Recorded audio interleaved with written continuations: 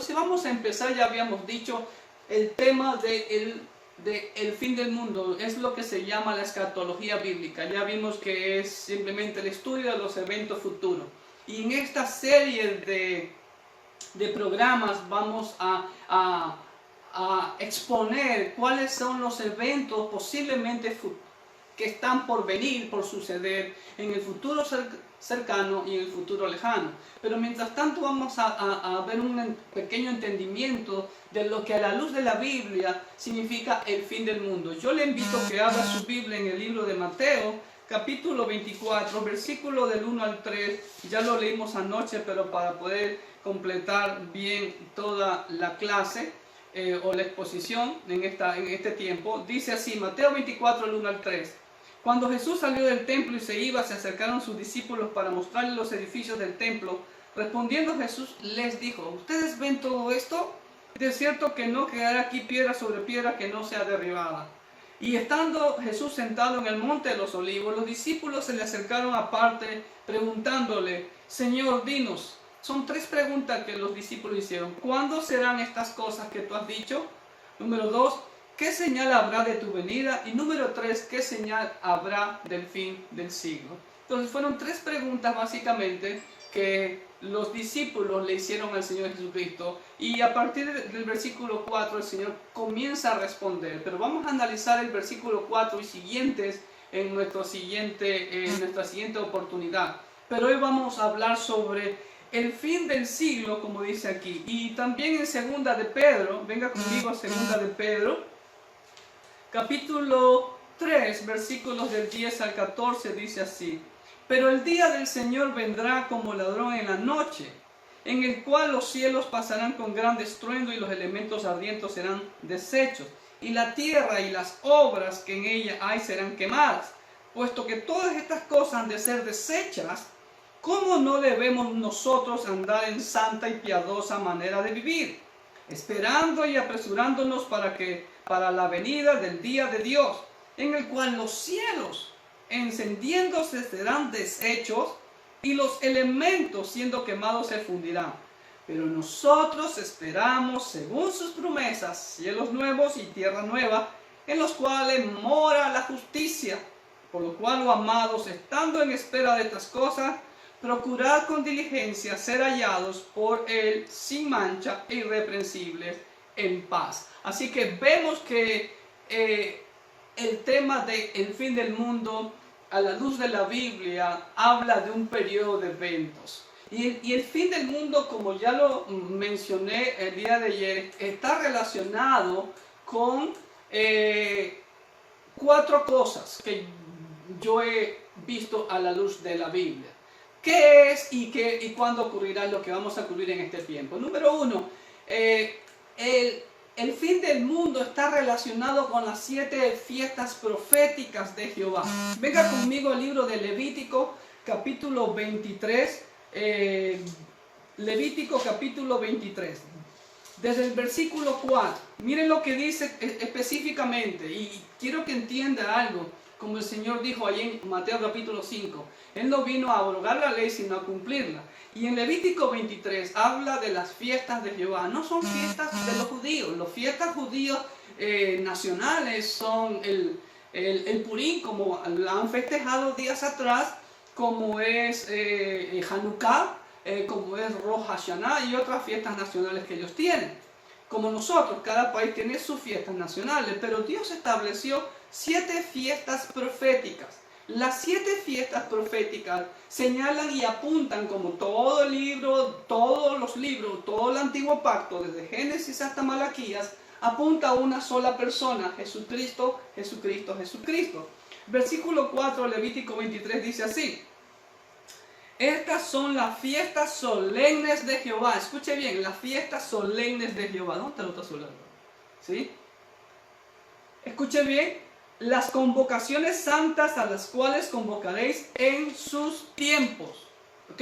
Entonces, ¿cuáles son esas fiestas solemnes? Y esas 7 fiestas apuntaban al cumplimiento en una sola persona, Cristo Jesús. Ahora, de esas 7 fiestas, ya las 4 primeras se han cumplido. Las 4 primeras tienen que ver con la primera venida de Cristo y posteriormente después de su ascensión, como es el día de Pentecostés, y las otras 3 restantes se van a cumplir prácticamente en la segunda venida de Cristo. Así que veamos esas 7 fiestas y qué significa cada una de ellas. Número 1, primero tenemos la fiesta de la Pascua. La Pascua, por eso está la llamita encendida, ya se cumplió. La fiesta de la Pascua es Cristo Jesús, el Cordero de Dios que quita el pecado del mundo. Cristo es nuestra Pascua, dice el apóstol Pablo a los Corintios.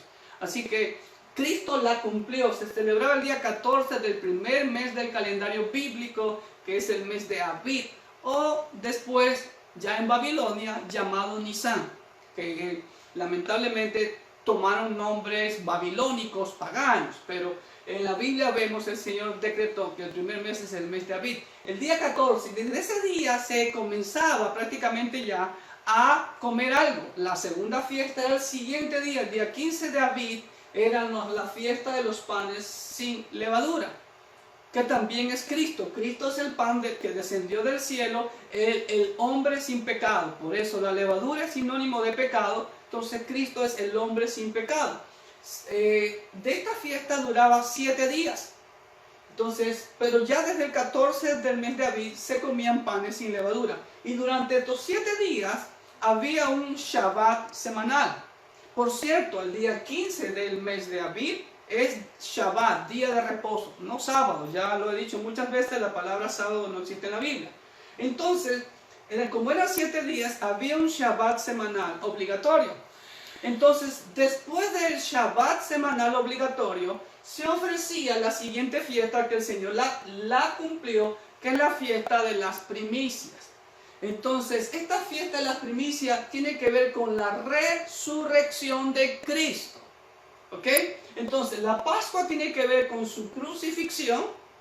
Los panes sin levadura tienen que estar relacionados con su sepultura, porque los israelitas tenían que llevar la masa sin levadura sobre una sábana, un trapo limpio sobre sus hombros, porque salían corriendo hacia el monte Sinaí. Y la primicia corresponde a la resurrección. Así como Cristo fue llevado, aquí lo bajaron de la cruz, lo envolvieron en una sábana limpia y lo colocaron en el sepulcro. Entonces ahí están los panes sin levadura. Y la primicia corresponde con la resurrección del Señor Jesucristo.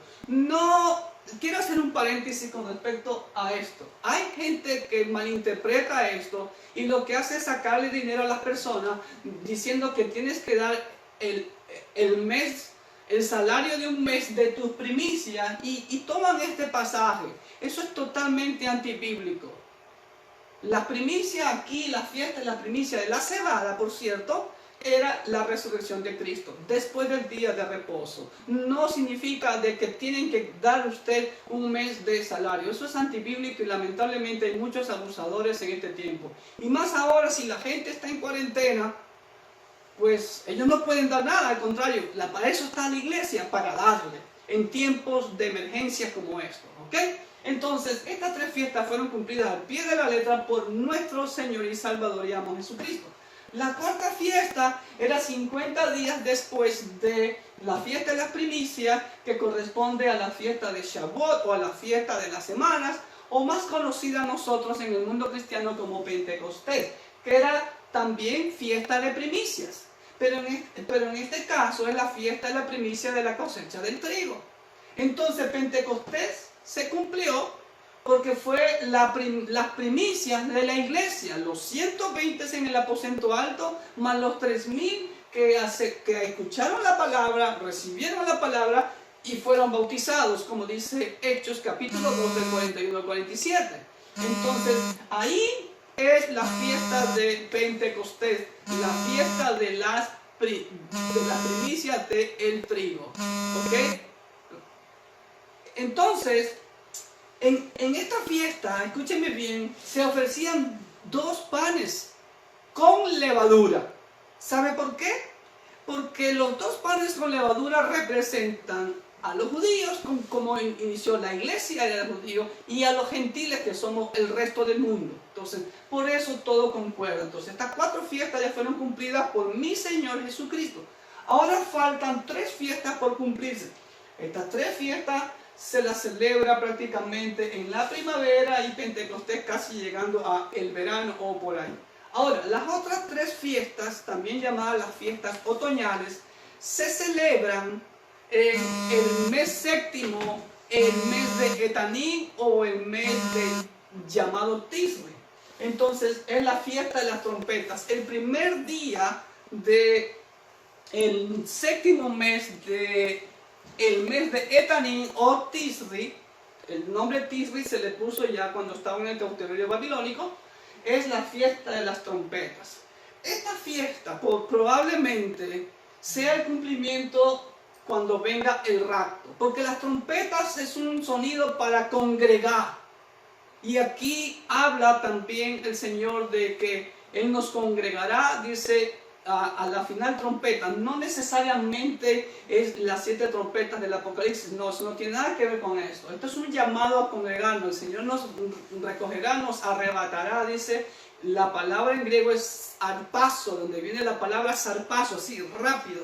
Entonces, la fiesta de las trompetas muy probablemente sea el cumplimiento con el rapto. Después en el día 10 del mes de Tanín, viene la fiesta de Yom Kippur o Día del Perdón. ¿Ok? La fiesta de las trompetas en hebreo es Yom Teruah. Y el Día del Perdón es Yom Kippur, es el día de expiación, cuando ya el Señor va a eliminar todo pecado. Entonces eso posiblemente el cumplimiento sería ya la segunda venida de Cristo, cuando venga en gloria a este mundo nuevamente, físicamente, tangiblemente, pero ya no como siervo, sino como rey, a juzgar y a gobernar este mundo. ¿Ok? Y la última fiesta es la fiesta de los tabernáculos. ¿Qué eran los tabernáculos? Hay un título o nombre que en el Evangelio le dan al Señor, Emmanuel. ¿Qué significa Emmanuel? Dios con nosotros. Entonces aquí se va a cumplir eso, Dios habitando con su pueblo.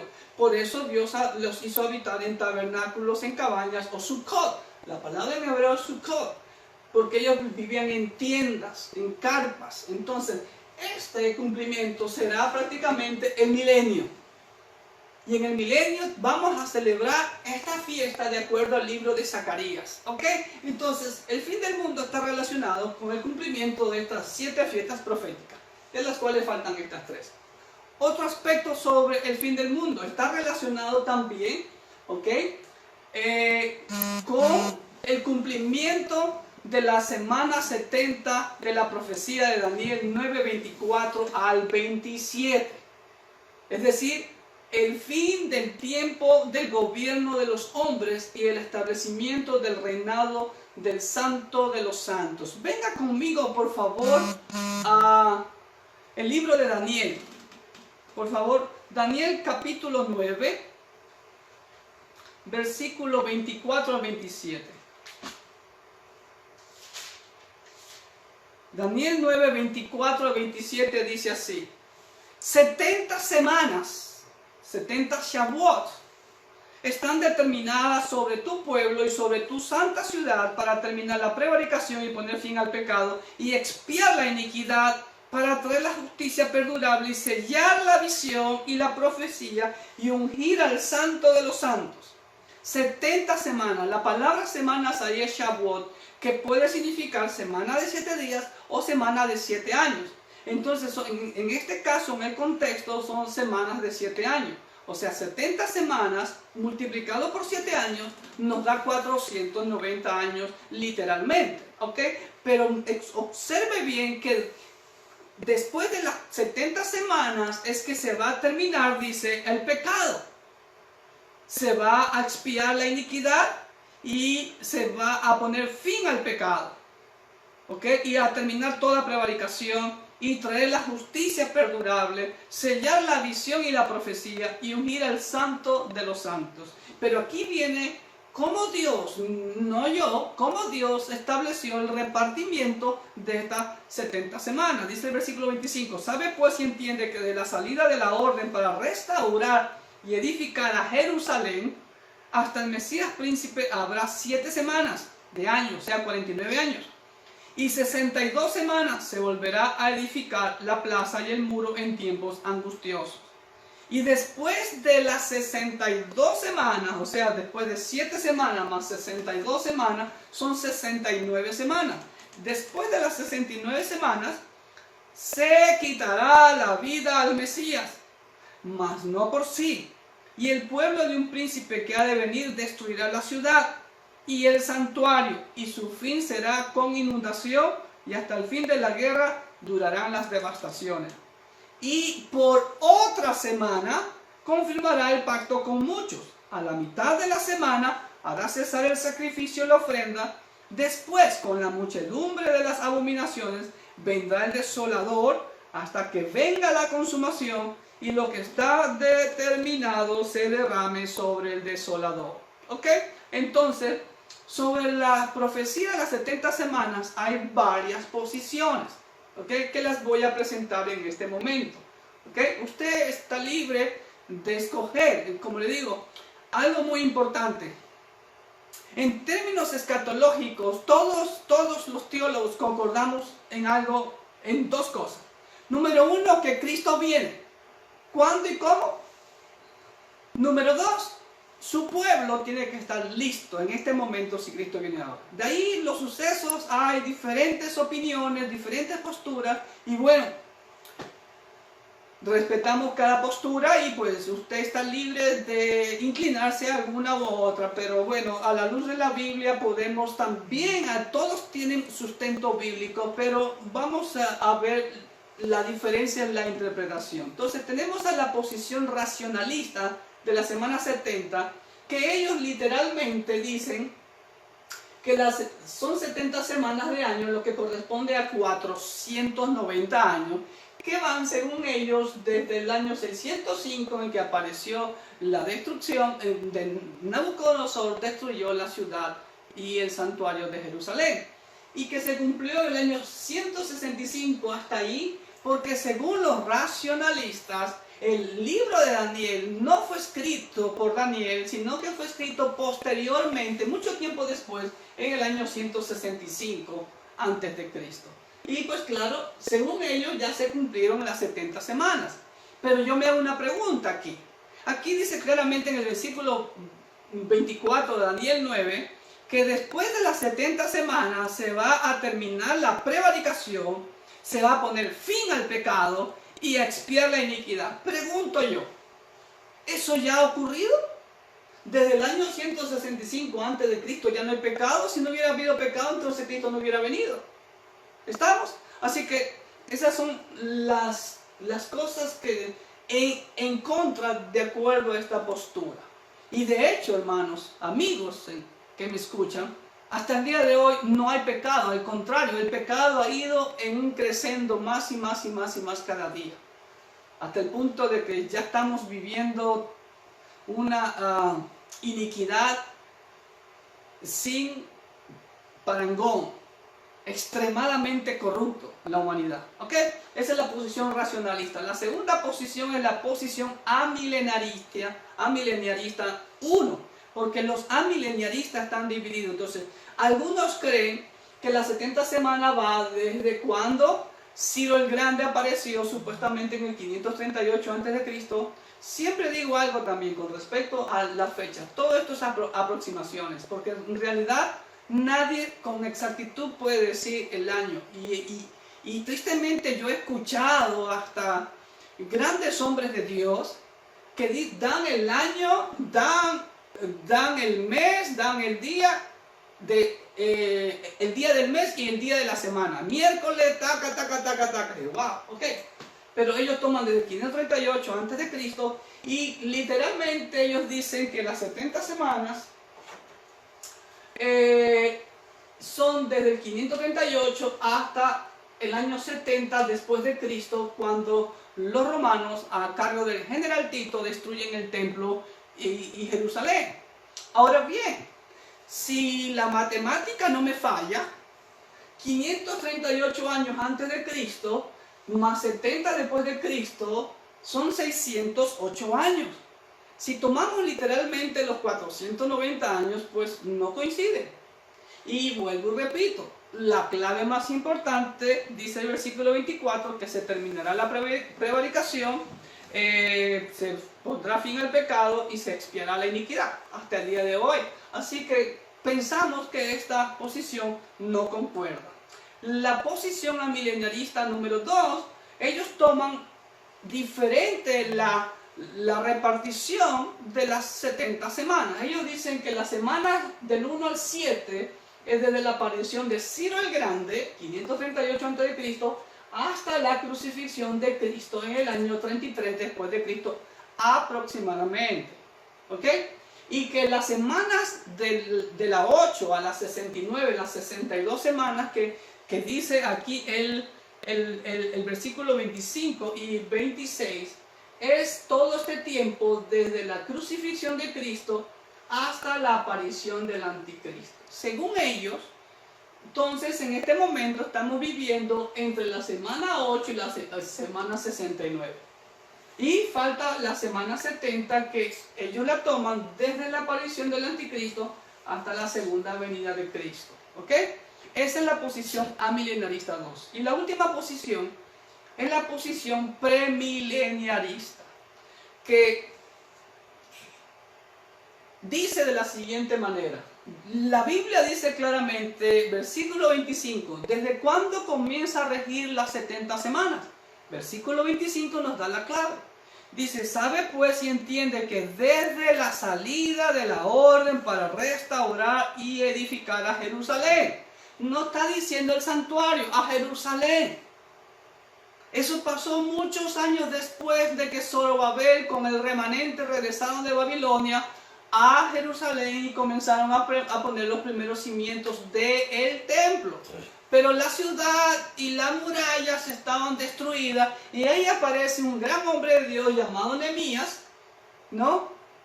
Que era copero del rey, y el rey Artajerjes le ayuda y da el decreto aproximadamente en el año 444 a.C. Entonces dice la escritura claramente, versículo 25, sabe pues y entiende que desde la salida de la orden para restaurar y edificar a Jerusalén hasta el Mesías príncipe habrá 7 semanas y 62 semanas. Habrá 7 semanas más 62 semanas.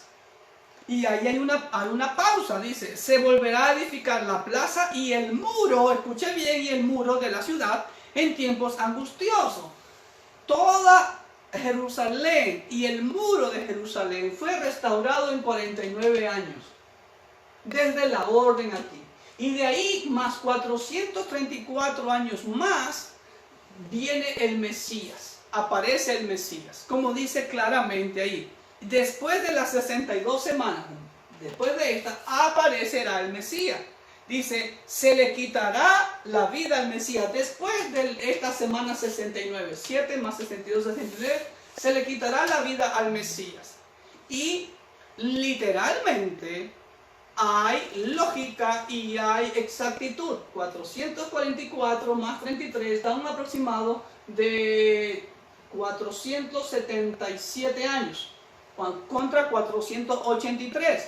Recordemos que las fechas no son exactas. Algunos piensan que la semana 69 se cumplió, el último día de la semana 69 se cumplió cuando Jesús entró a Jerusalén el día 10 del mes de Abib, como lo señalan los evangelios. ¿Ok? Entonces, es interesante esto. Miren lo que dice bien. Y después de la semana 69, se quitará la vida al Mesías. ¿Qué más va a pasar después de la semana 69? Dice, mas no por sí. Y el pueblo de un príncipe que ha de venir destruirá la ciudad después de la semana 69, que aquí finaliza. Le quitarán la vida al Mesías, año 33 después de Cristo, y destruirá la ciudad, año 70 después de Cristo. Ahora, del año 33 al año 70, ¿cuántos años hay? Hay 37 años. O sea, si lo dividimos para 7, que son las semanas, Entonces hay aproximadamente 5 semanas más, entonces no concuerda. Lo lógico es pensar que hasta aquí, de la semana 69, hasta la aparición del anticristo, es lo que se llama el periodo de la iglesia o la era de la gracia. Y es lo que el Señor dice, el tiempo de los gentiles. Porque desde aquí prácticamente se terminó el sacrificio hasta que venga la construcción del nuevo templo. Se destruyó el templo, viene el nuevo templo. Y van a comenzar a ver los sacrificios otra vez. ¿Estamos? Entonces, esto es lo que se llama la era de la gracia o el gobierno, el tiempo de los gentiles, como dice el Señor claramente en el libro de Lucas, capítulo 21. Venga conmigo al libro de Lucas, capítulo 21, versículos 20 al 24. Mira lo que dice el Señor. Pero cuando vienes a Jerusalén rodeada de ejércitos, sabed entonces que su destrucción ha llegado. Esta no tiene nada que ver, esta profecía, con la destrucción del primer templo en el año 70. Esto es en la segunda venida de Cristo. ¿Ok? Dice, cuando veas a Jerusalén rodeada de ejércitos, sabed entonces que su destrucción ha llegado. Entonces los que estén en Judea huyan a los montes, los que estén en medio de ella, váyanse. Y los que estén en los campos no entren en la ciudad. Porque estos son días de retribución, la gran tribulación, para que se cumplan todas las cosas que están escritas. Mas hay de las que estén encintas y de las que críen en aquellos días, porque habrá gran calamidad en la tierra e ira sobre este pueblo. Calamidad e ira sobre este pueblo. Y caerán a filo de espada. Regreso. Caerán a filo de espada, dice la Escritura, versículo 24, y serán llevados cautivos a todas las naciones, y Jerusalén será hollada, pisoteada, destruida por los gentiles, hasta que los tiempos de los gentiles se cumplan. Lo dice el propio Señor Jesucristo. Entonces, literalmente, exegéticamente hablando, hermenéuticamente hablando, la posición más apegada sería esta. Falta una semana por cumplirse. No son seguidas las semanas, porque observe nuevamente en Daniel 9:24, regresemos a Daniel 9:24, miren lo que dice claramente, y versículo 27, y por otra semana. No hay continuidad entre la semana 69 y la 70. No dice después, como lo dice en la semana 62. Después de la séptima, después de la 62, y dice, y por otra semana. Ahí no hay continuidad. Hay un intervalo de tiempo. Bueno, Dios es el soberano y Dios puede distribuir el tiempo en tiempos de Él, no de nosotros, como ya siempre lo he dicho. Entonces dice claramente, y por otra semana confirmará el pacto con muchos. ¿Quién? El anticristo. Mira lo que dice. A la mitad de la semana hará cesar el sacrificio y la ofrenda. ¿Dónde se hacen los sacrificios? El templo. O sea, se tiene que construir el templo. Ya lo he dicho, hay video recientemente de que ya presentaron al arquitecto que va a construir el tercer templo. Así que, y lo construyen rápido, solo están esperando la orden de Benjamín Netanyahu. ¿Ok? Tienen todo, absolutamente todo listo, el dinero, todas las cosas. Todas las cosas que se van a usar en el nuevo templo ya están listas en un lugar que se llama el Instituto del Templo, que queda dentro de las murallas de la antigua Jerusalén. Bueno, ahorita no la podemos visitar, pero si algún día usted tiene oportunidad, vaya y visite. Y usted puede ver con sus propios ojos que tienen absolutamente todo. Y sobre todo ya están practicando los sacrificios de los animales y tienen las vacas rojas que las están criando para los sacrificios. Entonces, después, con la muchedumbre de las abominaciones vendrá el desolador hasta que venga la consumación y lo que esté determinado se derrame sobre el desolador. Entonces, esa es lo que tiene que estar relacionado con el fin del mundo. Y por último, faltan 2 puntos. El otro aspecto relacionado con el fin del mundo es la segunda venida de Cristo, como lo dice claramente en Lucas 21:27. Dice así, Lucas 21:27, dice así, Entonces verán al Hijo del Hombre que vendrá en una nube con poder y gran gloria. La segunda venida de Cristo viene como juez a juzgar el mundo. También lo dice Apocalipsis 19 del 11 al 16. ¿Ok? Entonces eso también tiene que ver con el fin del mundo. O sea, Cristo va a venir. Escúchenme bien algo. Cuando Dios creó el planeta Tierra y Dios creó al hombre, Dios hizo un plan perfecto. El hombre iba a fallar, Dios ya lo sabía. Pero lo que Dios estipuló se va a cumplir. Dios teniendo comunión con el ser humano. Es lo que Dios quiere, una relación. Y esa relación se va a ver plasmada cuando venga el Rey de Reyes y Señor de Señores a gobernar. Va a ser un gobierno teocrático, monárquico. Un solo rey sobre toda la tierra. Y nosotros, sus hijos, los que hayamos sido fieles a Él, vamos a estar gobernando con Él.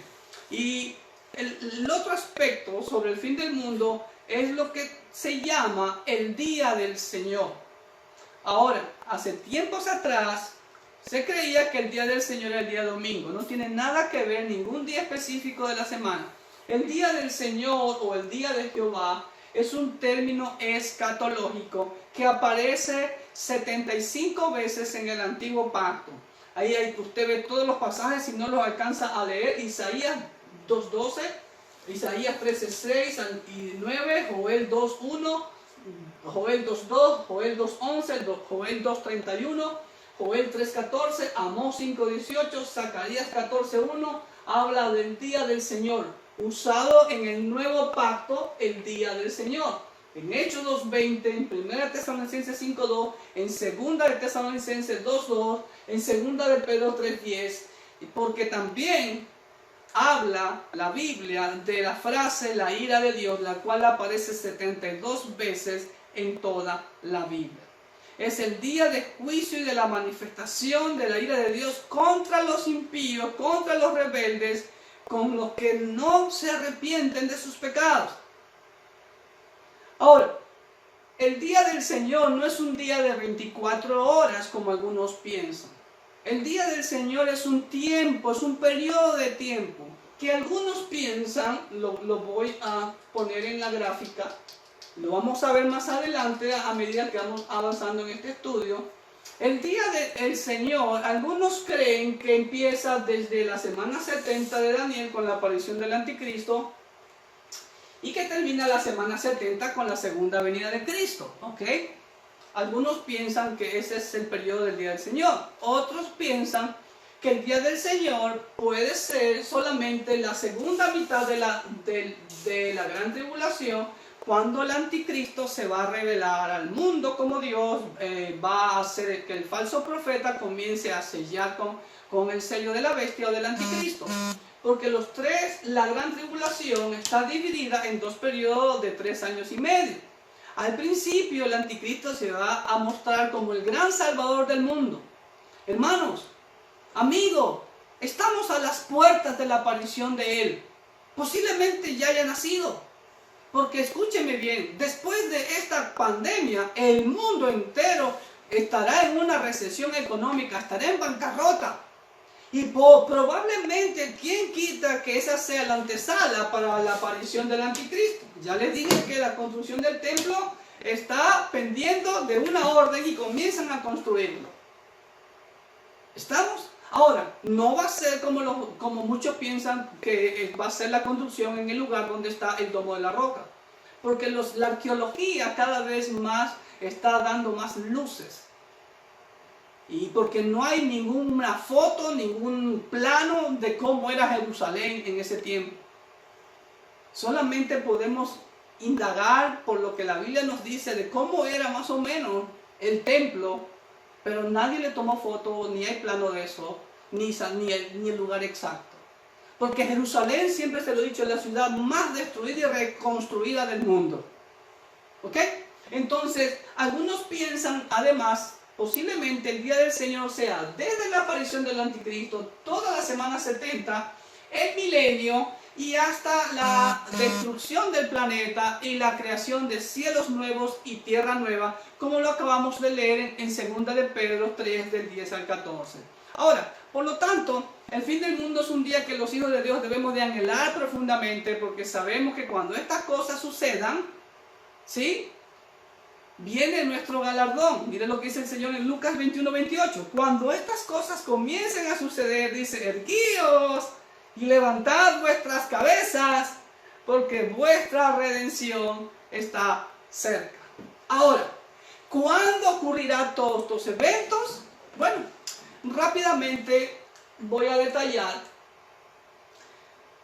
que esta inquietud del fin del mundo ha sido desde el tiempo de los discípulos, como ya les leí en Mateo 24, ¿cuándo serán estas cosas y el fin del siglo? ¿Ok? Pero ya en tiempo de los apóstoles ya había esta inquietud, ¿ok?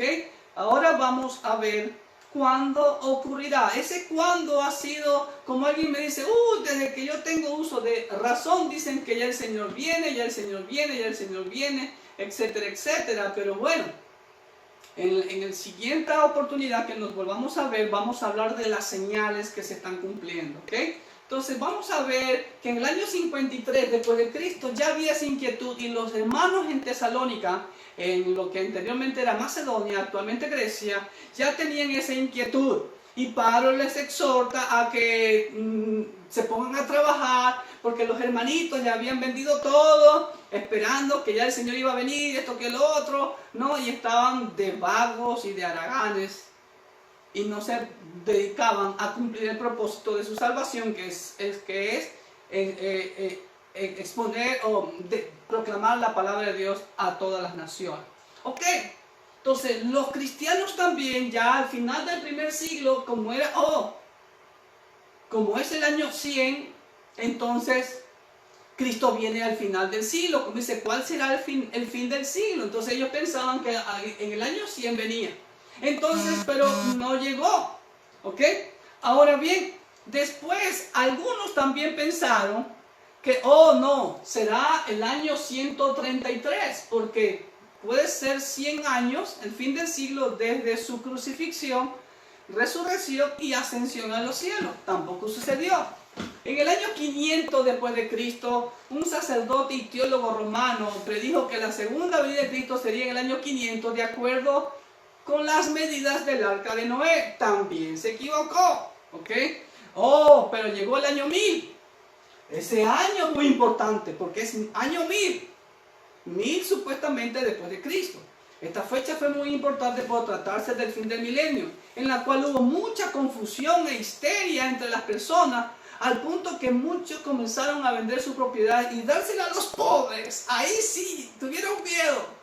Se comportaban lo más bien, lo más generoso que podían. Y miles de peregrinos iban a Jerusalén, y las actividades en los campos fueron abandonadas. Bueno, pasó el año 1000, se equivocaron. Entonces, pero es que el año 1000 después, nuevamente, de la crucifixión, muerte, resurrección y ascensión de Jesucristo. Tiene que ser el año 1033. Entonces, el año 1000 pasó y nada aconteció, y se creyó que era después de la crucifixión. También fallaron. Después se dijo en el año 1524 o 1526 después de Cristo. Münzer, un líder de campesinos en Alemania, anunció que el regreso de Cristo sucedería en el futuro cercano, en estas fechas. La espera hasta trajo un enfrentamiento con las tropas del gobierno. Münzer anunció que él iba a atrapar las bolas de los cañones de las tropas del gobierno con las mangas de su camisa, según Dios le había prometido. Münzer y todos sus seguidores fueron destruidos por los soldados del gobierno. Llega el año 1650, 1660 después de Cristo. Ahí ocurrió algo muy importante. En el año 1660, los hombres de la quinta monarquía en Inglaterra sostenían que Cristo vendría, que él instalaría su reino teocrático, y trataron de ocupar Inglaterra por las armas. El movimiento falló, fueron destruidos, y fue restablecida la monarquía en 1660. ¿ok? O sea, 10 años después. Ahora, en el año 1666, para los ciudadanos de Londres, esta fecha, 1666, no fue un año de progreso, porque ahí apareció una peste, la peste bubónica, que desató y mató a 100.000 personas. Y el gran incendio de Londres sucedió en este mismo año, 1666, ¿sí? Lo que parecería que el mundo terminaría para los londinenses, allá en Inglaterra. Se anunció que el regreso de Cristo sucedería sin falla, especialmente por la forma en la que el año terminó, ¿ok? Y además, como era el 666, representaba, según ellos, el número de la bestia. Pero bueno, pasó el 1666 y nada ocurrió. Llegamos a 1509. En 1509, Mary Bateman, una adivina especialista, escúcheme bien, tuvo una gallina que puso, según ella, huevos con mensajes dentro que anunciaban que Cristo regresaría. Se creó un caos increíble que terminó cuando ella fue atrapada metiendo un huevo por el oviducto de la gallina y fue colgada por su herejía. Llegamos al año 1910, aproximadamente hace 110 años atrás. La aparición del cometa Halley significó para muchos como señal del fin. Hubo un comerciante que vendía, escúcheme bien, como ahora muchos están aprovechando de esta situación de dolor de la humanidad. Siempre han habido sabidos aprovechadores, abusadores, ¿sí? Y aún pueden aparecerse como grandes siervos de Dios. ¿Okay? Usted tiene que escudriñar las escrituras para ver quiénes son. Aquí este comerciante abusador vendía, escúcheme bien, píldoras antitóxicas por los gases que el cometa dejaría sobre la Tierra. Y bueno, parece que se hizo millonario el hombre, pero nunca llegó el fin del mundo. En el año 1914 aparece Charles Russell. Charles Russell fue el creador de los Testigos de Jehová y que él predijo el regreso de Jesús en este año. Y bueno, no fue la primera ocasión en que algunos grupos religiosos o sectas han dado fechas sobre el fin del mundo. Desde que yo empecé en los caminos del Señor, yo me acuerdo hace muchos años, en mis inicios, escuché a un hombre que daba fechas, 2018 me acuerdo, ya estamos 2020, ¿ok? Nadie sabe ni el día ni la hora, ¿ok? Eso es lo que tenemos que destacar. Entonces pasó 1914 y Charles Russell falló. Llegó el año 1967. El regreso de Jerusalén a los judíos sería para algunos profetas que la época de los gentiles había llegado a su fin, como lo dice el Señor, y que la venida del Señor era cuestión de meses. Bueno, pasó 1967, llegamos a 1977 ahora, ¿no? Y en ese año ocurrió algo muy particular aquí en Estados Unidos, en el estado de Texas. Aparecieron las famosas abejas asesinas.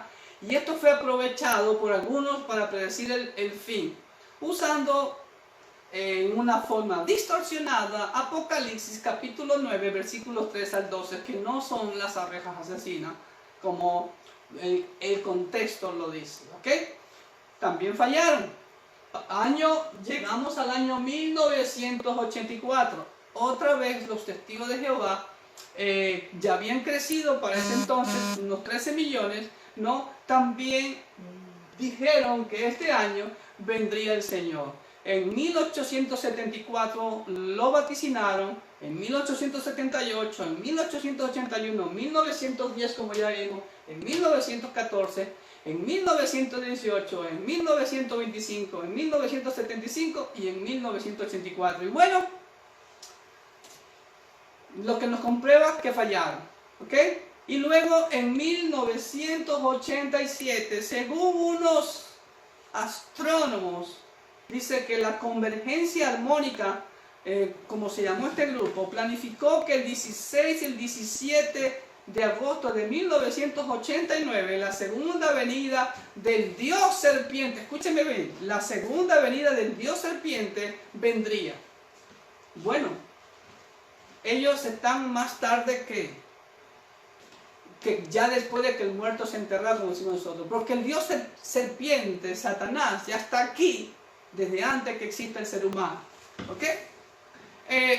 Llegamos al año 1999 después de Cristo. Aquí aparece un hombre que lamentablemente muchos creen y en sus centurias, como le llaman, ¿no? El famoso Michel de Nostradamus. Según sus intérpretes, Michel de Nostradamus, predicciones. O predicciones, dijo que el año terminaría en el año 1999 después de Cristo. Y bueno, no pasó. ¿Y qué me dicen para el año 2000? La gente está espantada pensando, se acaba el mundo, ¿no? Y hasta se hizo una canción, el virus del milenio, ¿qué iba a pasar con las computadoras? Y bueno, estamos aquí. Hasta el día de hoy, 2020, ahora no sabemos y nadie puede atreverse a dar fecha exacta. Quien lo haga se convierte en hereje y hace del Señor Jesucristo un mentiroso, como dice Mateo 24:36, que lo voy a leer literalmente. Mateo 24:36 dice así: pero el día y la hora nadie sabe, ni aun los ángeles de los cielos, sino solo mi Padre. Así que, ¿qué nos enseña todo este tema del fin del mundo? ¿Qué es el fin del mundo y cuándo ocurrirá? ¿Sí? Nos hace ver la inquietud del hombre por el fin de las cosas. Lamentablemente las personas no van a la fuente de toda sabiduría y conocimiento, que es la bendita palabra de Dios. Oseas 4:6 e Isaías 5:13, si no me falla la memoria, dice: mi pueblo fue destruido porque le faltó conocimiento de la palabra de Dios. ¿Ok? Y el conocimiento del Santísimo es la inteligencia, como dice Proverbios 9:10. Ahora, como cristiano, no debemos de estar preocupados por la fecha. Nadie lo sabe, como acá lo leímos. Cada cristiano, si usted es un hijo de Dios, usted dice ser cristiano, lo más importante que usted debe de entender, número uno, como lo dije al principio, que Cristo viene. ¿Cuándo? No sabemos. Pero número dos, y lo más importante para usted y para mí, que si Cristo viene en este momento, usted y yo debemos estar listos. Porque si no estamos listos, se queda para lo que viene después, que es lo que vamos a hablar más adelante, la gran tribulación. Y a usted, mi amigo o mi amiga, que aún no ha entregado su vida a Cristo Jesús, le animamos. Le animamos. No sea que con este virus, Dios no lo permita, usted sea contagiado y pueda morir. Pero lo más importante, recuerde lo que no me canso de repetirlo. Nosotros vivimos temporalmente en este mundo y aquí decidimos nuestro futuro eterno.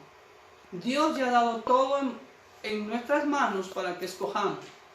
Juan 3:36 dice claramente: el que tiene al Hijo, solamente Jesucristo es el único camino, la verdad y la vida. Solamente Jesucristo murió por usted y por mí en la cruz del Calvario, resucitó después de 3 días y ascendió a los cielos. Y está preparando moradas para usted y para mí.